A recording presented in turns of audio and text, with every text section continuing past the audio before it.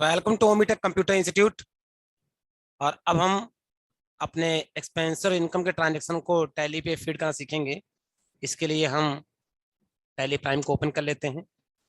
ये tally prime हमारी पहली कंपनी ओमीटेक फर्स्ट कंपनी के नाम से बनी हुई थी, जिसमें कि सभी ट्रांजेक्शन की प्रैक्टिस हम कर रहे थे। और इसी कंपनी में हम जो हमारे आगे के ट्रांजेक्शन हैं इनकी फीडिंग करेंगे। हमारा जो पहला ट्रांजेक्शन है paid electricity bill ₹3,500 by cash, इसको डीआर और सीआर में कन्वर्ट कर लिया है।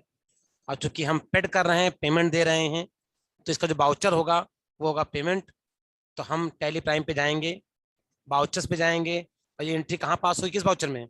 ये एंट्री पास होगी पेमेंट के बाउचर में, जिसका शॉर्टकट की होता है F5। यहाँ पे पहले हमसे कह रहा है डीआर क्या होगा बताइए। तो डीआर हमारा होगा इलेक्ट्रिसिटी बिल, और इलेक्ट्रिसिटी बिल नाम का लेजर बना नहीं है, तो सबसे पहले हम इलेक्ट्रिसिटी बिल नाम का लेजर बनाएंगे। इसके लिए हम यहाँ पे क्रिएट पे जाएंगे, या तो Alt+C प्रेस कर दें, या यहाँ पे क्रिएट पे एंटर कर दें। यहाँ आपका नाम आएगा, इलेक्ट्रिसिटी बिल लेजर का नाम, और इसको रखेंगे हम किस ग्रुप के अंदर? तो इसका ग्रुप है इनडायरेक्ट एक्सपेंसेस। ध्यान रखिए, जितने भी नंबर ऑफ खर्चे होते हैं इनको हम रखेंगे इनडायरेक्ट एक्सपेंसेस के अंदर। वैसे एक्सपेंसेस दो प्रकार के होते हैं, एक होते हैं डायरेक्ट एक्सपेंसेस, एक होते हैं इनडायरेक्ट एक्सपेंसेस। और इनकम भी दो प्रकार की होती है, एक होती है डायरेक्ट इनकम और एक होती है इनडायरेक्ट इनकम। अब ये चारों इनकम क्या होती है ये आगे फर्दर किसी सेपरेट वीडियो में हम डिस्कस करेंगे। बल प्रेजेंट टाइम पे जो लेजर बन रहे हैं वो किस ग्रुप में जाएंगे ये आपको हम बताते चले जाएंगे। आगे इनको कैसे निकालते हैं, सेंस क्या होता है, इनका मीन्स, इनको डेप्थ में हम किसी नेक्स्ट वीडियो में डिस्कस करेंगे। तो इलेक्ट्रिसिटी बिल को हमने रखा अंडर इनडायरेक्ट एक्सपेंसेस में, और एंटर एंटर करते इसको ने पास कर दिया। ₹3500 का अमाउंट है, वो लिख दिया। सीआर में गए, यहाँ सीआर में कैश होगा, हमने इंट्री में देखा कैश है, एंटर किया। और इस इंट्री को पास करेंगे हम 1 जुलाई, मतलब F2 करके हमने डेट चेंज कर दी, और 1 जुलाई में इन सभी ट्रांजेक्शन को हम पास करेंगे। एंटर किया और देखिए इसको इस तरह एक्सेप्ट कर लिया। इस तरह बहुत ही आसानी से पेमेंट वाउचर में टैली में जाकर के हमने इस ट्रांजेक्शन को फीड कर दिया। आगे बढ़ेंगे दूसरे ट्रांजेक्शन पे। Paid internet bill ₹1000 by cheque हमसे कहा गया है, तो हम यहाँ पे इसको जो लेजर है बनाएंगे। फिर से ये एंट्री जाएगी पेमेंट में, क्योंकि सारी जो एंट्री से पेड कर सब खर्चों की पेमेंट कर रहे हैं, तो ये एंट्री भी जाएगी पेमेंट वाउचर में।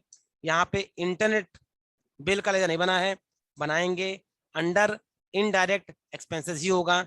एंटर एंटर करते इसको एक्सेप्ट कर लेंगे। ₹1000 है, एंटर कर लेंगे। और बैंक से है, और बैंक हमारे पास दो लेजर है, एक SBI और एक PNB। हम यूज करेंगे PNB बैंक का, हम यूज करेंगे PNB बैंक का, या चाहें तो हम SBI बैंक किसी का भी इस्तेमाल कर सकते हैं, क्योंकि हमको यहाँ बैंक मेंशन नहीं किया गया है, तो हम यहाँ पे SBI बैंक ले लेते हैं और 1000 एंट्रियां पास कर देते हैं। और आगे बढ़ते हैं। तीसरी एंट्री में सैलरी की है, और सैलरी की चेक है ₹12,000 की, यहाँ पे चेक अवेलेबल है, तो हम 12 चेक की एंट्री पास करेंगे। इसके लिए हम जाते हैं फिर से पेमेंट वाउचर पे, और यहाँ पे हम इसकी एंट्री पास करेंगे।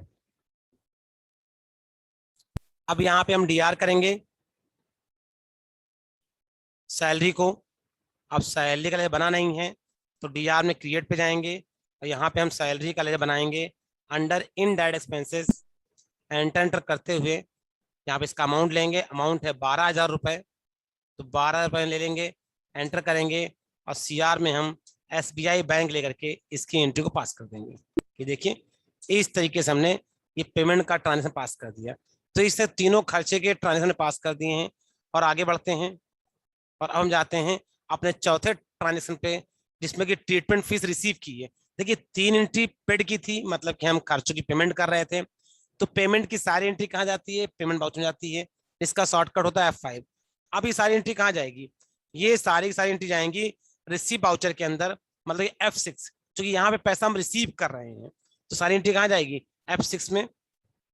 CR पे आ गए, और यहाँ पे हम ट्रीटमेंट फीस, ये देखिए यहाँ पे कैश आ रहा है, किससे आ रहा है? ट्रीटमेंट फीस से आ रहा है। तो अब हम यहाँ पे आएंगे सीआर, सीआर में क्या लिखेंगे? Treatment fees. अब ट्रीटमेंट फीस का लेजर बना नहीं है, तो क्रिएट पे जाएंगे और ट्रीटमेंट फीस का लेजर बनाएंगे अंडर डायरेक्ट इनकम। इसको कहाँ रखेंगे? डायरेक्ट इनकम में। एंटर एंटर करते हुए इसको पास करेंगे, और यहाँ पे जो ट्रीटमेंट फीस है वो है 1000 रुपीज, जो कि हमें डीआर में मतलब कैश में रिसीव हो रही है 1000 रुपीज। और एंटर करते हुए इसको हम पास करेंगे, और इसको हम 2 जुलाई में पास कर लेते हैं। तो सारे खर्चों की एंट्री हमने 1 जुलाई में पास कर ली है, और इनकम सारी एंट्री हम 2 जुलाई में पास कर रहे हैं। आगे बढ़ते हैं। रिसीव ऑपरेशन चार्ज, हमने 50,000 रुपये रिसीव किए हैं बैंक में। तो इसके लिए हम फिर सीआर पे जाएंगे।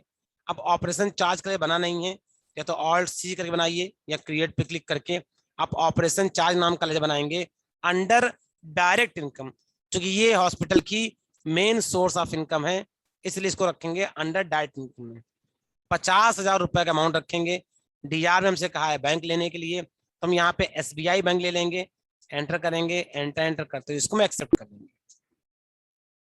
इसी साथ में आगे बढ़ेंगे हम, और हम अपना आगे जो ट्रांजेक्शन है रिसीव, नहीं 5 ही ट्रांजेक्शन है, तो 5 के 5 ने पास कर दिए, 3 खर्चे के थे और 2। अब इसका कोई भी ट्रांजेक्शन नहीं है, तो इस तरीके से हमने 2 खर्चे के ट्रांजेक्शन मतलब कि एक्सपेंसेस की एंट्री जो कि हमने पेमेंट पास की, और 3 हमारी रिसीव की एंट्री से 2 एंट्री में रिसीव की थी जिसमें कि हम पैसा रिसीव कर रहे थे। तो इस तरह से हम टैली में कैसे एंट्री पास करते हैं ये हमने सीख लिया।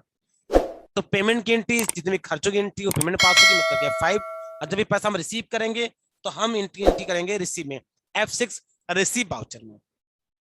तो इसी के साथ में इस वीडियो में सिर्फ इतना ही।